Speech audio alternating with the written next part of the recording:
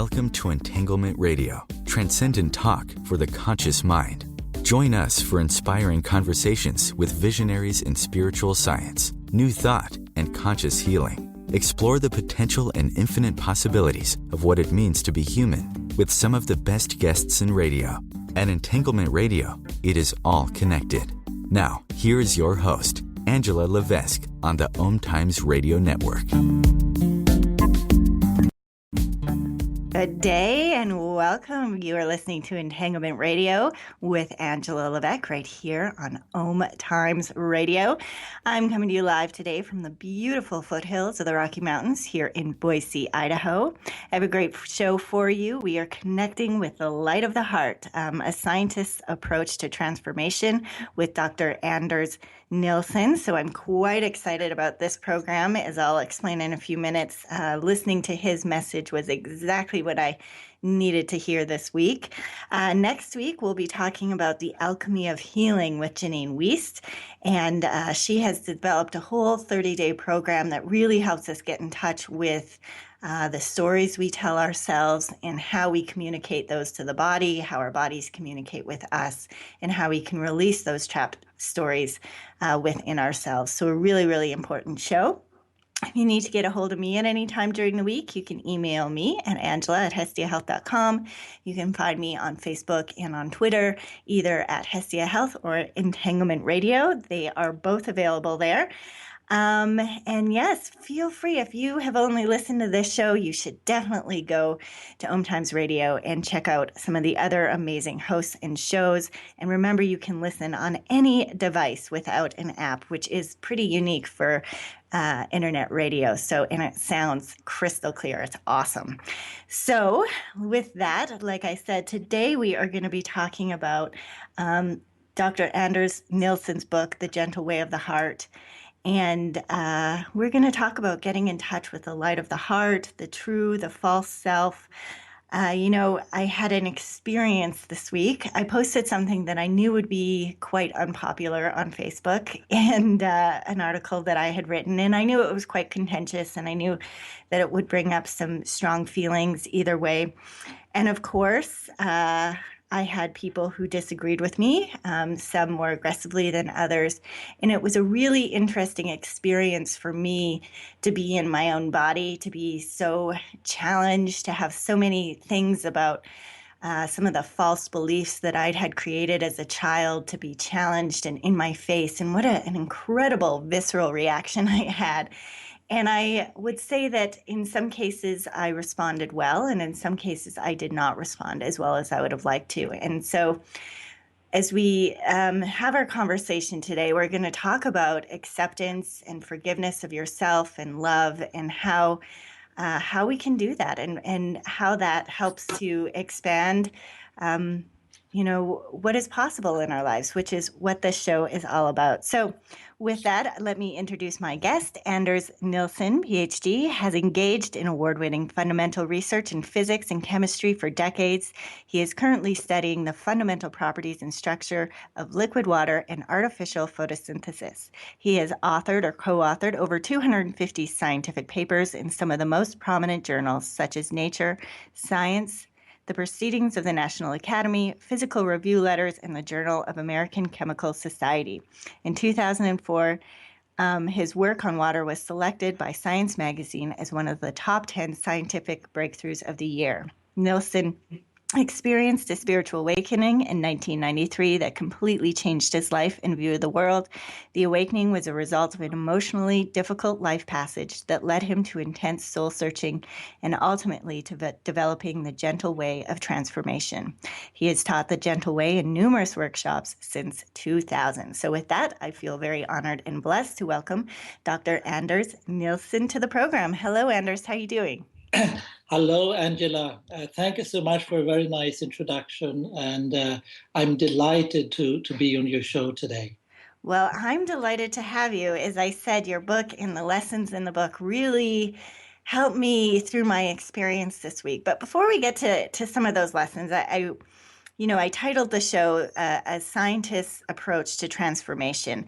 And I wonder, as somebody who is so highly esteemed in the scientific community, how do you find congruence between your spiritual life and your scientific world?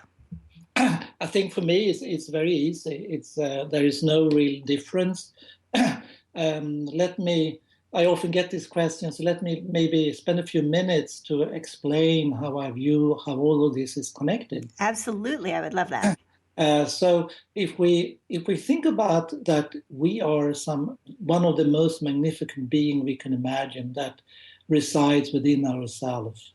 I call it we are a spark of God, the true self. I'm sure we will speak a lot about that later on the show. But from the true self point of view, we have sort of experienced to have a body. We experience through our 5 senses of this physical reality, and we communicate, we work in this physical reality by moving our body. I got something a little bit in the throat here. Moving our body. So we have an experience of the physicality in the world. So science is all about how to create the tools for us to study this physicality that we experience as a being, so to speak. And it provides the tool and the mechanism how we can relate different knowledge, how we can relate different observations of this physicality in the world. And being a scientist, it's just fascinating to sort of unravel this physicality and understand what I call the life experience in terms of how the physical universe, so to speak, work. But we as a spiritual being that actually undergoing through this experience, of course, is only put ourselves inside this physical reality to have a life. We are not this physical reality. We are something much more magnificent. And science do not have the tools to study our spiritual being. It's a little bit like when we are dreaming at night and we have a dream. The dreamer in the dream cannot study. The person that we actually are identified in the dream cannot, from the dream point of view, study the dreamer. The dreamer is only having an experience of the dream. It's a little bit the same here.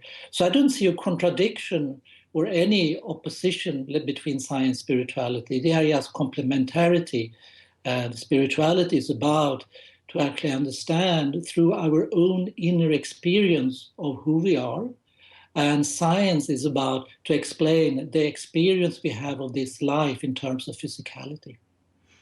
Ooh, I like that. I want to ask a little bit of a follow-up question. So, of course, this is a bit of a contentious issue. There's people who would like to see, for example, the creation story in our science program. But as I'm listening to what you're saying is maybe we shouldn't have, as far as our educational system, maybe that creation story shouldn't be in our biology or science class, but maybe having still the opportunity to learn and explore sort of our spiritual or metaphysical or mystical nature. Maybe that is just as important, but maybe it doesn't have to find a way for it to be under the umbrella of science. That exactly.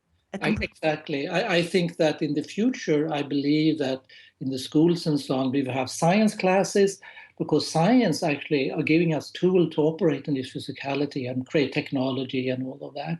And then we should have separate classes, which we could call spirituality and philosophy, where each student will be guided and inspired and given certain tools maybe for them to discover themselves from the inner experience of who they are and what life from their point of view of this inner experience is all about.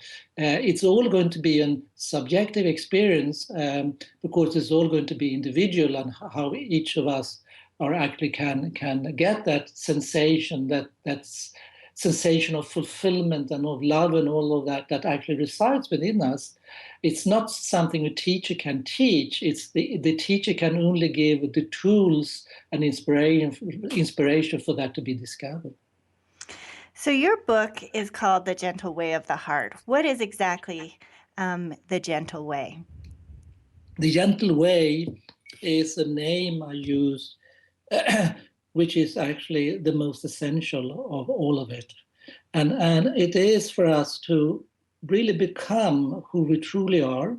And when we become what I call the true self, we are a loving being. And we really manifest and show our true nature when we are gentle and kind. So to be gentle and kind, we have to first start to be gentle and kind to ourselves. Otherwise, it's never going to be truthful when we are gentle and kind to others. So when we are gentle and kind to ourselves, we actually love ourselves. We are not doing anything that actually is against our own inner, let's say, will or inner projection of what we think our lives should go. We are ending every day in a very loving and gentle way. Looking maybe back on the day that we have had, and to be gentle and kind means also that every day we forgive ourselves, because that means to be gentle and kind. And then we can be gentle and kind to other people. And we can be truthful when we are gentle and kind. And we are thereby also loving, have no barriers to others. We accept them for who they are when we are gentle and kind. And we can even say no to people, that if they tell you you should do this or you should do that or you should become that, you can say no, but you can say the no in a gentle and kind way. So that is what I think is the core message that comes from the title, because when you are gentle and kind, you actually operate from the heart. Well, that is a good thing to stop on. We are coming up on a break here in a minute. If you want to check out Dr. Nilsson's website during this conversation, you can go to www.gentleway.me. Again, if you need to get a hold of me at any time during the week, you can email me at angela@hestiahealth.com. Please do join me in this conversation. If you like what we're talking about, you can find me on Facebook and on Twitter. So when we get back, I want to talk about the difference between the true self and the false self, and a little bit more about acceptance Your and conscious forgiveness. lifestyle on steroids. OMTimes Radio. IOM FM. The Conscious Parenting Radio Show provides inspiration and resources for loving, empowering, and respecting your children and yourself. Join me, Timothy, every Monday at 7 p.m. Eastern Time as we consciously explore proven ways of living together in happiness, health, and harmony. Host your show on IOM FM, the radio network of OMTimes Media, one of the more recognized brand names in the conscious community, and is backed by the extensive marketing reach of OMTimes. Hosting a show on IOM FM immediately connects you with our extensive dedicated community. Have you ever wondered how to change your love paradigm? The secret key is finding a love partnership, not just a regular connection. How do you find these? Through conscious relationships. Ascending Hearts Dating is a dating site for people like you that believes in second chances and a different type of spiritual connection. Try Ascending Hearts for free today at ascendinghearts.com and change your love paradigm. Ascending Hearts, the premier dating community for the spiritually awake. Join Elliot Jollish, the business therapist, each Tuesday at 5 p.m. Eastern for the Elliot Jollish Hour, as he interviews business experts on your behalf. And you're invited to email your business questions to questions@ecjgroup.com for answers, live, on air every Tuesday at 5 p.m. Eastern on the Elliot Jollish Hour. The future of internet radio is here. OMTimes Radio. IOM FM.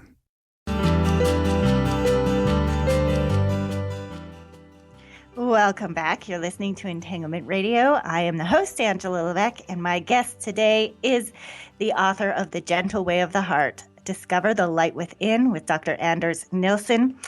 Dr. Anders, I want to talk, Anders, I want to talk to you for a second about the true self and the false self. How do we know when we're in touch with the true self, and how do we know when we're letting our false self lead the way? So let me speak a little bit of the true self. So I call it like we have the physical reality. We just talked a little bit about that. There's something we experience, and we are also experience what I call the inner world of thoughts and emotions. But we are neither the physical reality. We are neither the inner world of thoughts and emotion. It's only something we experience, and the one that is experiencing these is our true self. So the true self is sort of connected to everything that exists. I sometimes make a metaphor of a tree. If we think about a beautiful tree that have all the different branches and we have leaves on the tree, and if we imagine for a second that each of us is a leaf in this tree, and we might then, if we are focused on the leaf, we might then think that we are separate from the other leaves. But if we look closely, we will see that the leaf is actually connected through a stem to the branch, and the branch goes to even a bigger branch, and all the way to the trunk. And actually, all the leaves in the tree is connected. So the true self you could view as actually all of it. The leaf, the stem, the branches, and the trunk. It's just a question on what is your focus, how deeply focused are you within your true self, and the true self in that sense go all the way into what we could call the divine, which is then the whole tree. So that is who we really are.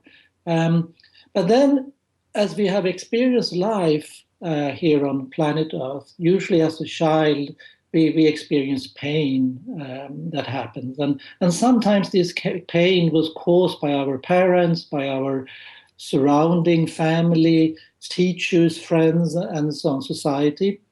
And sometimes it's unintentional, it just happened. And this pain, often for a child, or even when we are growing up, can be so intense, we don't know how to handle it. And then we sort of cut off ourselves from that pain, and we hide it within. So when we do that, we no longer are fully connected within ourselves. It's like a black spot is generated on our leaf. And we are thereby creating a sub-personality that I call the false self.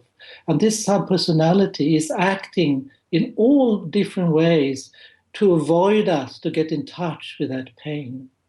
So let me give an example. Let's say you were as a child feeling that you were not valued by your parents. They were very critical to you. That was a very painful experience because you didn't feel that they loved you. And then you sort of isolated that pain within. And then later in life, someone comes as a friend or a colleague at work, gives some criticism to you, and you experience this as painful, as you get fearful about that. And reaction might be that you get angry, you get frustrated with that person. And the piece then that makes you angry and frustrated is the false self, because the false self is then responding that actually this person reminding you that you still carried some pain within. So this is the false self that is created. And a lot of, let's say, our spiritual transformation and people going in therapy and many different things we do in our life is about how to transform that false self so it eventually can be integrated as a piece in our true self. Well, to go back to that example that I was giving in my monologue at the beginning, that's exactly the way that you were describing the false self. That is exactly what happened to me. And I knew on some level that it was challenging those parts of me from when I was a kid that I had developed, and then I felt I needed to prove myself. And it's interesting. One of the things that really tipped me off when I felt like all of a sudden, okay, I've gone way far away from my center, is that I was almost overindulgent, I guess, in these thoughts. I was thinking about, they were going in my head, and and I kept saying, okay, bring yourself back to this moment, bring yourself back to this moment. And I would find myself not paying attention to anything I was doing. I was just like reliving this experience in my head over and over and over again. And I thought, oh, wait a second, how do I get myself out of this space? I know this is a very big challenge. I have experienced that many times myself. I call it the radio narrator, that starts in our head. It's like a radio narrator, like you now being on the radio show, that is speaking a monologue. And we're having this monologue going on in our head. We are upset about something, and it's just a monologue going on. And it's, of course, our false self that is having this monologue, and we don't know how do we switch off the radio station. How do we do that? And of course, the number one, I think, to do in these circumstances when it happens is to acknowledge that it actually is there. So we become aware that we have this voice in the head, or that we are frustrated, we are upset, because usually when the false self take over, we become unaware. You can say we go a little bit to sleep, or on autopilot. We're responding and do things without actually knowing why we did it. We might later in the evening sit and think, oh my God, why did I do that? Why did I say it? Why did I become so angry? And so on. So, and of course, in this moment, the number one thing we have to do when we realize that is the first thing in order to go on a path of transformation, is to forgive yourself. When you have done, when the false self completely took over and you run havoc with your friends, your family and work and everything, and you come home and you realize this, and the first thing you have to do is to forgive yourself. You can't have guilt, you can't have shame, because it doesn't help anyone. It doesn't serve any purpose, because the past is the past and you can't change it. It is what it is. So the forgiveness is actually acceptance of yourself, and the way forward for transformation of the false self is eventually to love it so much that it actually melts away. We can wrestle with it for infinity if we want to, but the way, as I see it, finally is to love it so much that it actually loses power. So the number one step is to become aware that you have this going on in your body. You're hearing either a narrator, or you're feeling this itchy feeling, to respond in a harsh way. Maybe even when we are writing emails these days, we can suddenly write an email and we put the send button because we have this itchy feeling to respond to this other email. I think everybody have that experience. Yes. And the number one step is to acknowledge that it's there, and then we pause. We don't do anything. We take a few deep breaths, and we acknowledge that it's actually there. And we can feel. We go in and feel within our own body. How does it feel to have this response? We are not afraid of it any longer. We are not trying to hide it and become unconscious. We just feel it fully. I call it to become intimate with the fear coming from the false self. And a very good trick is to give it a name. You can call it Jerry or Mary or something, and you say, oh, hello, Mary's here again. and so step by step, you can actually practice this, and eventually the false self will have less and less power over you, and eventually it becomes your ally, and it melts into the love in your heart. I want to just reiterate what you just said there, because as I was reading your book and you gave an example of somebody and he named his fear Seth, and I just had to sit and pause at that for a second, and I thought, how interesting, because we're so sort of programmed, like you said, in our world to take kind of our fears or our shadow side, or some of our weaknesses, and kind of, if we don't look at them, then they don't exist. But then they end up showing up over and over, bubbling up and showing up in unexpected ways that you would prefer them not to. And so when the story that you gave in that guy, he named his fear Seth, I thought, that is brilliant, because none of us, I mean, there's not a single one of us listening to this program or that will ever listen to this program that doesn't have fear, that doesn't allow their false self to take over from time to time. And instead of trying to just push it to the side, giving it a name and saying, oh, there you are again,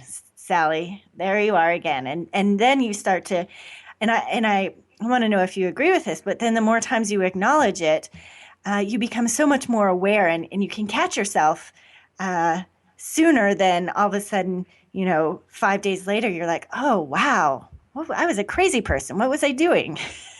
Exactly, because it brings awareness, because usually what we have is that we are afraid of the fear. It's not the fear itself, it's our response to having the fear that we want to run away, we want to not acknowledge it, we want to hide it. And when that happens, it takes over. It takes over our consciousness and it runs our life. So number one step is actually to acknowledge it. Actually, the number one step, even before that, is when you recognize afterwards that it happened, you have to forgive yourself, because that's the most important step to do. Because if you hold a grudge towards yourself, that you let sanity take over, then you have created another pain within you. So you have to stop doing that. So first, forgiveness. And a spiritual path is not to live a perfect life. It has nothing to do with to be perfect. It's not to become a guru or think that we will be enlightened in the future. It's actually the path for spiritual transformation is to love you in this moment. That's all what it is. That's so simple and yet so difficult. Well, we are coming up on a break here. When we get back, I want to talk more about how we find this light within ourselves and if we need to protect this light from negative energy. But even before we get that, I want to ask the question, how do we love and accept ourselves and forgive ourselves when we know there is still stuff that we need to change, when there's stuff about ourselves that we would like to, maybe you drink too much. And although you can love and accept yourself in the moment, there's still that thing that you would like to change. So how do we find congruence between that and try to make those changes? So I want to get to that. Again, if you want to check out my guest website, you can go to gentleway.me. And if you want to find me on Facebook and on Twitter at Entanglement Radio or Hestia Health, I would absolutely love that. We'll be right back here on Entanglement Radio with Angela Levesque.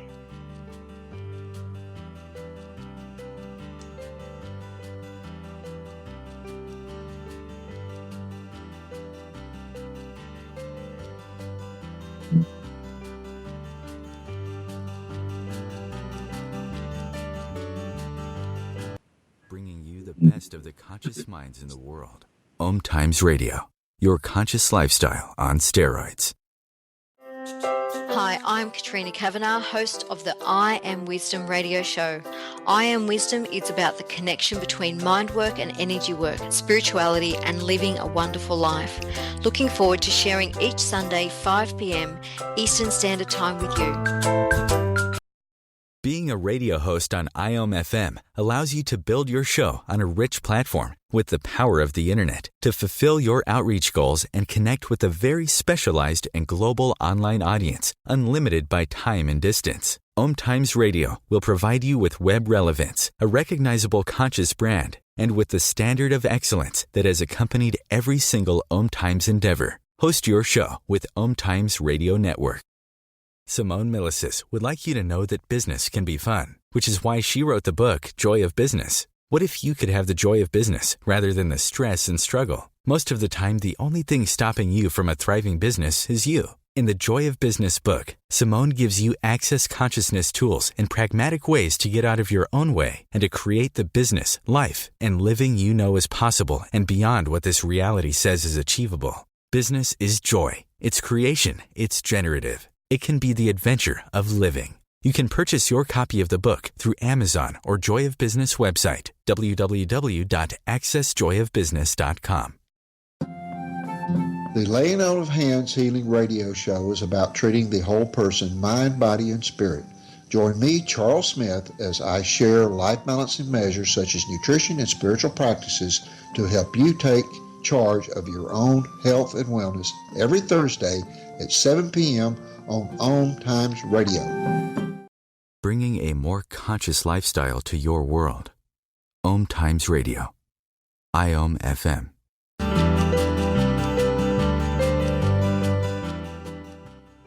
Welcome back. You're listening to Entanglement Radio with Angela Levesque. My guest today is Dr. Anders Nilsson, and we are talking about the subject of his book, The Gentle Way of the Heart.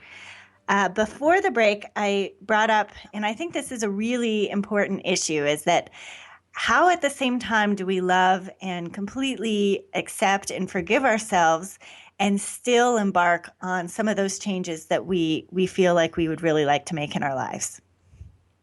So this is a very important question, and it comes down to actually again what we just talked about, to to be gentle and kind to yourself, but not fooling yourself. Sorry. That's okay. Yes, just coming out from a little flu here, so let's take the case that you might want to drink, or you might eat excessive, or let's take that as an example, as a habit. So the number one step is actually to first forgive yourself that you have been doing that, and sort of working. I put in the book a number of exercises you can do, how you can increase the love for you. I think that one of the most powerful exercises anyone can do right now is just to go and stand in front of the mirror and look at yourself in the eyes and say some loving words to yourself. Maybe even, put a hand up and caress your cheek a little bit, or give a sign how that you care for yourself. Just coming out of this, that you really love yourself very much. And then you decide that you will try to be more conscious. What is happening with you, what is the sensation within your body, and that each time you have a craving, either for food or to have a drink, you acknowledge that you have this craving. And maybe at some points you have to give in to the craving because it's too strong, and you do that. But you will work on having that sensation of that craving. Maybe you could even do it, as we just talked about, to give it a name when you feel that craving within you, that I really want to have this piece of cake now. And often when we have this sensation, like a craving for something, there is something under that craving that we are actually trying to hide. So you might try to become a little bit conscious about what is it behind that craving that I don't want to see. I wanted to hide it somehow, and sit with it. Of course, being gentle and kind is not to push yourself so you are really becoming miserable, because that has no purpose either. So you have to find a balance point in feeling the craving and at the same time not making yourself miserable. Because the spiritual path, as I said, is gentle and kind and loving, not pushing yourself into something extremely uncomfortable. So that's what I think is the important is working on not the vision that you need to be perfect, but working on instead that you actually try to love yourself in every moment you can.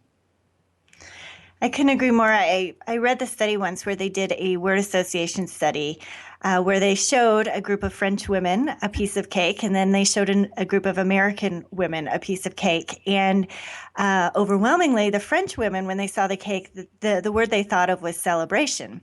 And the American, the word that they thought of overwhelmingly was guilt.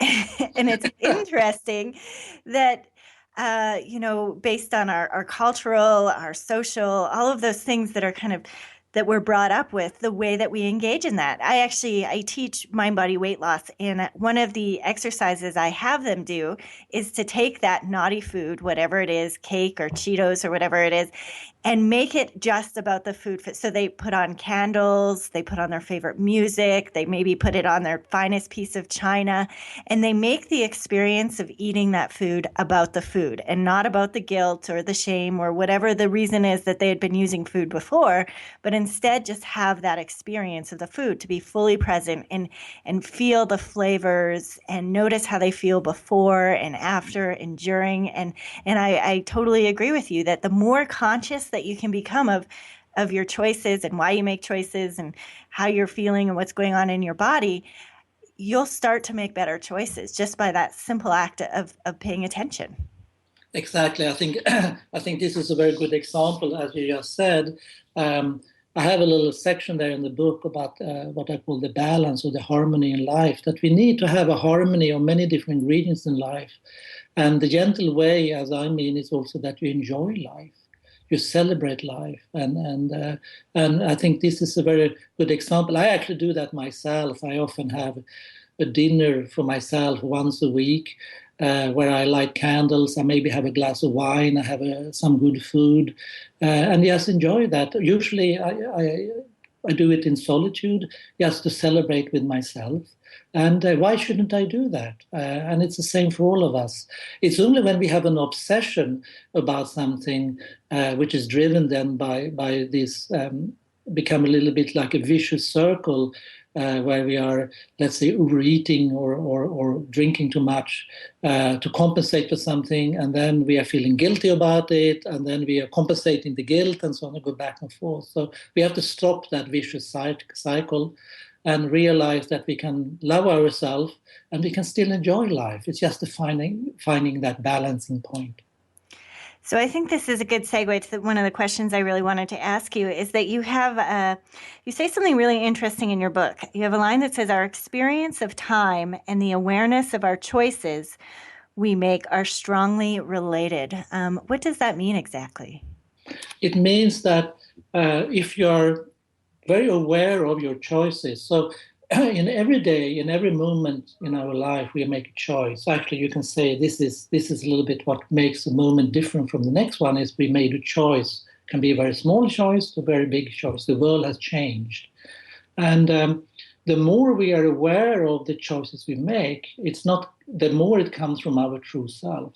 And the more we are aware of our choices, we fill our life with so much more awareness. And then actually time slows down. And our experience of time becomes very different.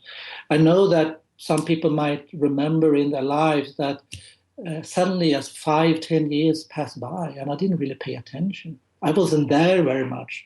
And then it feels like this 5 or 10 years just wiped away very quickly. But if we are suddenly going through changes in our life where we are fully present and we have an awareness, it felt this time doesn't just fly away. It really feels very deeply within you how you have experienced life. That is, yeah. Time to me, I can't remember that Einstein quote, but something about, the way time is different, whether if you're sitting next to the girl that you want to kiss or whether, you're in the experience of something horrible, that it seems to shift, and that bringing yourself into that present moment when you're not lamenting over the past or worrying about something in the future, that is where, you're having that experience. That is where I think pleasure and joy and love and all of the wonderful things that we can do, that's where it happens. I want to ask you something. You purposely, and maybe not purposely, in your book, you talk about sort of the wisdom of the heart and, the choices of the wisdom that you have when you make choices from your truest self. And you didn't use the word intuition. Did you use that on purpose, or do you find them to be two different concepts? I think intuition, since I actually are quite an intuitive person myself, is something I see as a natural way when you are connected to your own wisdom and actually operating from the heart. So yes, intuition is something that comes from within yourself. You can say that it comes from what I made that metaphor before about the tree.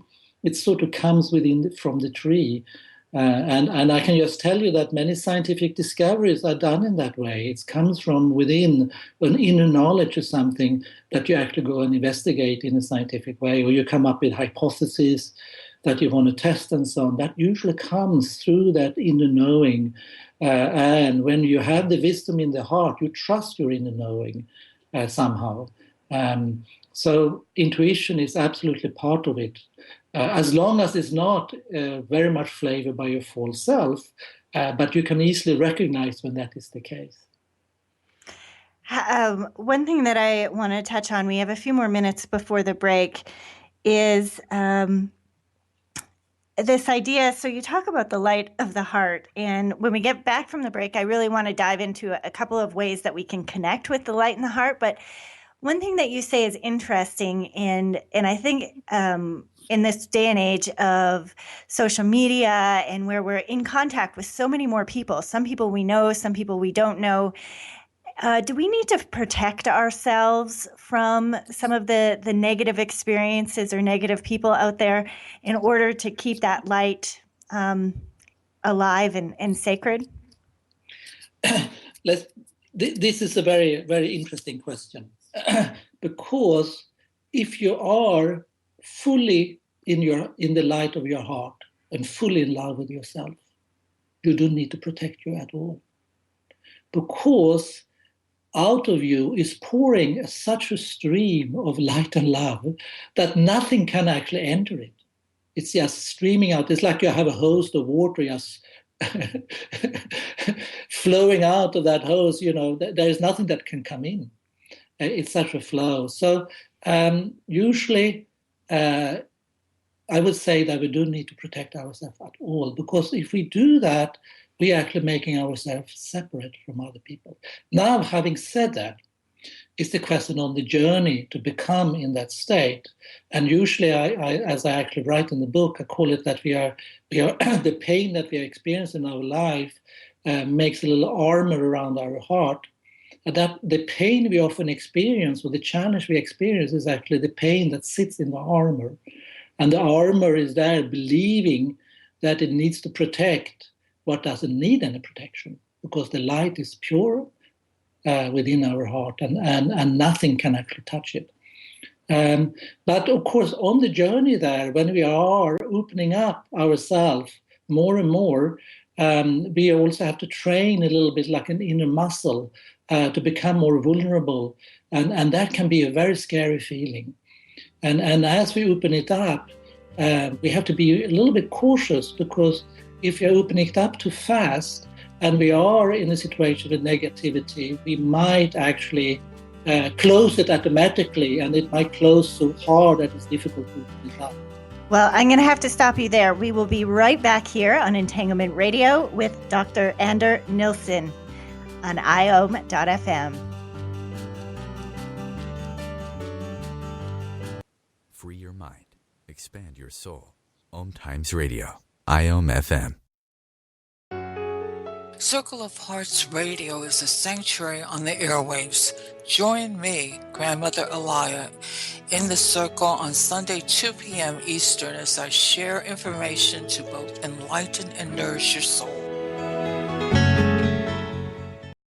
Host your show on IOM FM, the radio network of OMTimes Media, one of the more recognized brand names in the conscious community, and is backed by the extensive marketing reach of OMTimes. Hosting a show on IOM FM immediately connects you with our extensive dedicated community.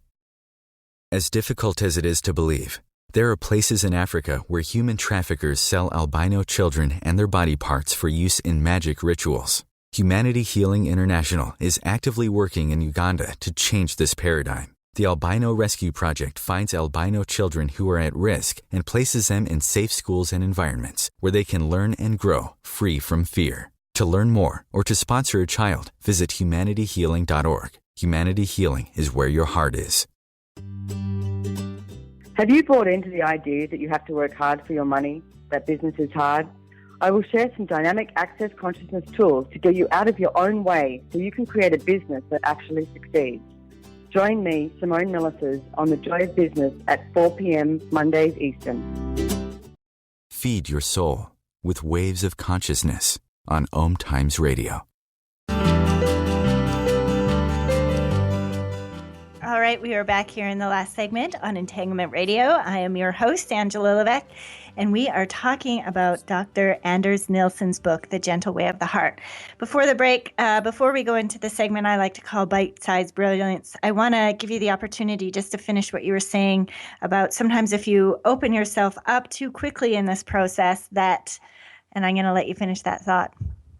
Yeah. When you open up yourself quickly to sort of take away that armor that you thought you need to protect yourself, if you're then in a very challenging situation, or what you might experience as negative energies and so on, that armor is responding to it, and it wanted to close and protect what doesn't need any protection, but it's been trained to do that. And therefore, we might shut it off. We might close so quickly that it's very difficult to open again.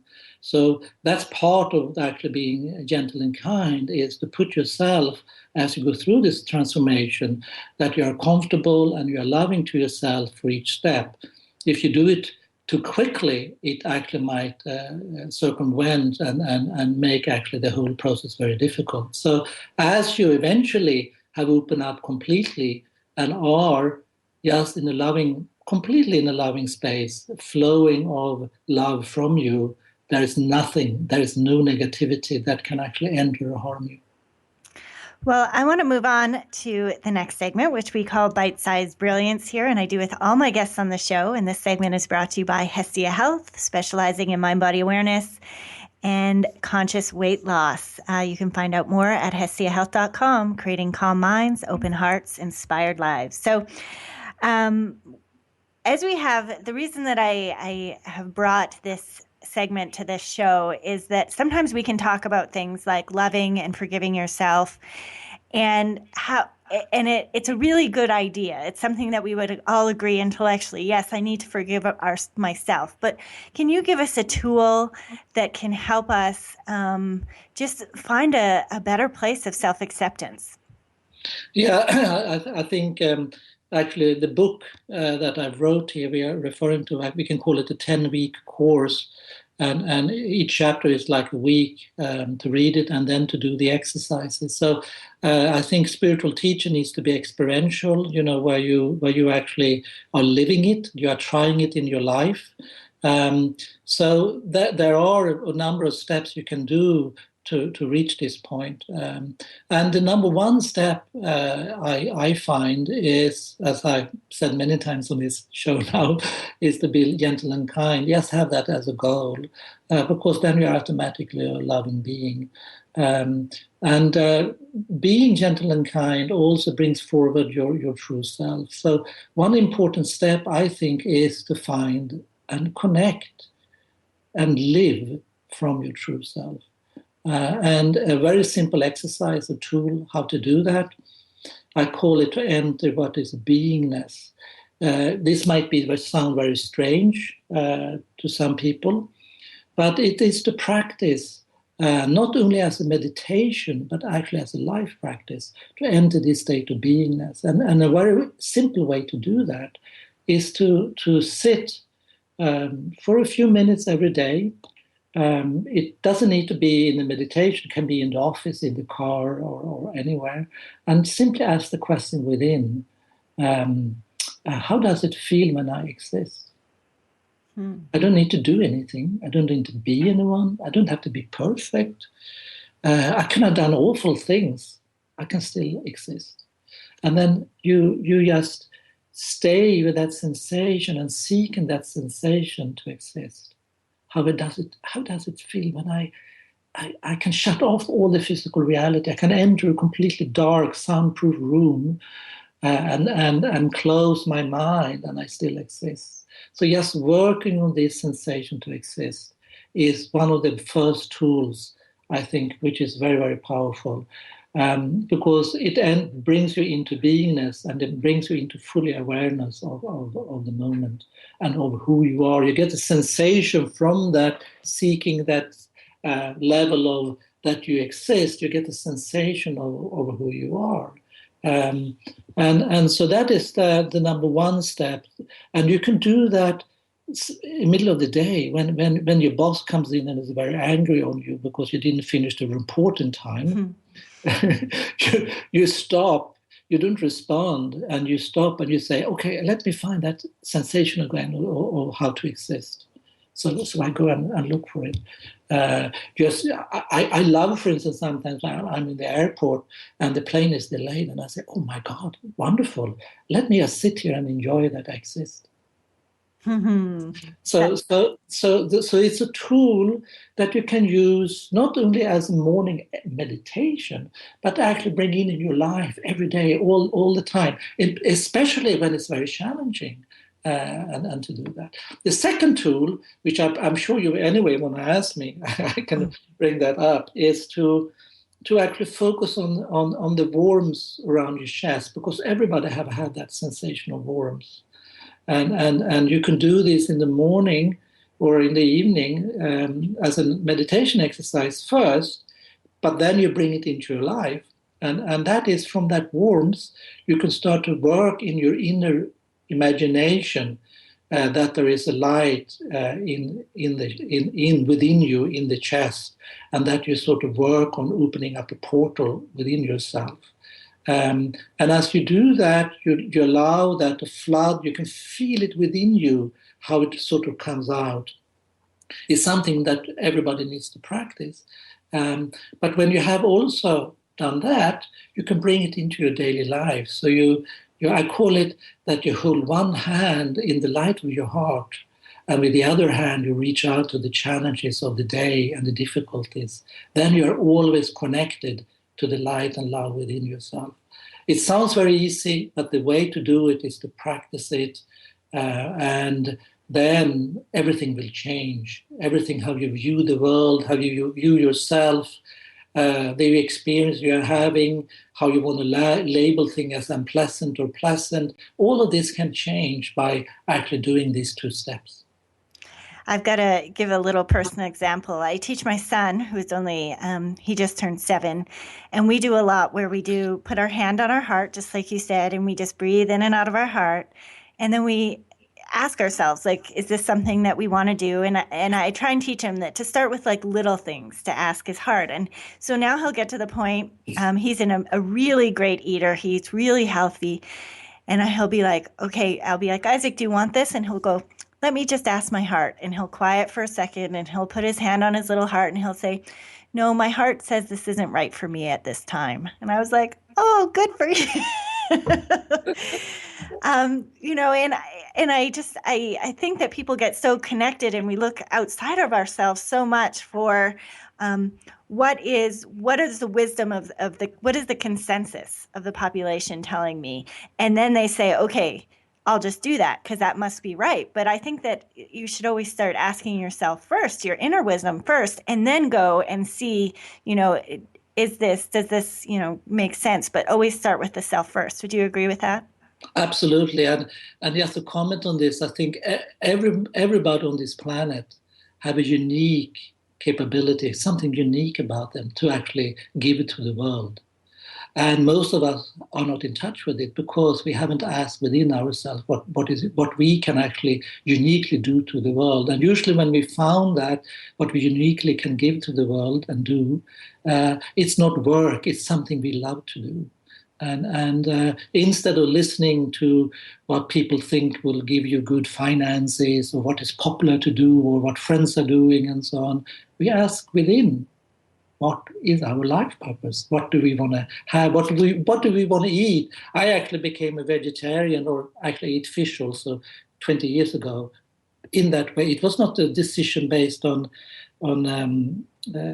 something I read or any actually religious or spiritual reason. It was simply that I got that answer within. I shouldn't eat meat, and so we can do that all the time.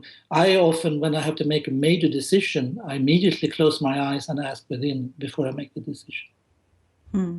I totally agree with that, because we are so bombarded all the time by so many things and so many ideas, and this person saying this and that person is an expert in this, and it becomes so difficult. Even, speaking of diet particularly, like, oh, everybody should eat margarine, and then now butter is back, and all of these things, and there's always this conflicting information. But if you ask yourself and say, regardless of what's great for a population, if I ask myself, does it feel right? in my heart. And so that's always, I always tell people, do a heart check. And I say, put your hand over your heart, because it really helps with that mind-body connection to connect with that space sometimes. But we have a couple of minutes left here. So I want to give you the opportunity to share with my listeners where they can find you, how they can get your book, and anything else you'd like to leave them with today. So I have a website that is still going to be developed further and further, but it's called gentleway.me, where also there is a link to my book, and also a little bit to other things, a little bit to the science I'm doing. I also wrote an essay there about science and spirituality along the line I said in the beginning of the program, since I often got that question. I also, the book, The Gentle Way of the Heart, Discover the Light Within. Just let me give one sentence here of the light. The light is not meant to be as a physical light as a scientist. It's the mystical light, and all mystics all in over centuries or thousands of years have talked about experience this light within, and I think many people actually can discover it. It's the divine, when we are connected to the divine. The book is available on Amazon. You can just Google my name or The Gentle Way of the Heart. It's also available in the bookstores. You can order it through New Leaves, and the bookstores can get it. And on my website, there is also a contact form if anyone wants to write me an email or ask a question and so on. I'm planning this year to launch a new lecture series and give it in different cities when I traveling the world, and also start a little bit again spiritual workshops. But that will be posted on my website. Well, I just want to thank you so much, Dr. Anders Nilsson, the author of The Gentle Way of the Heart, for being on the program. Coming up next week, we have Janine Wiest, and we are talking about the alchemy of self-healing. You can hear my show here every Wednesday at 12 p.m. Eastern on OMTimes Radio. This is Angela Levesque, wishing you love and light. I'll see you next week.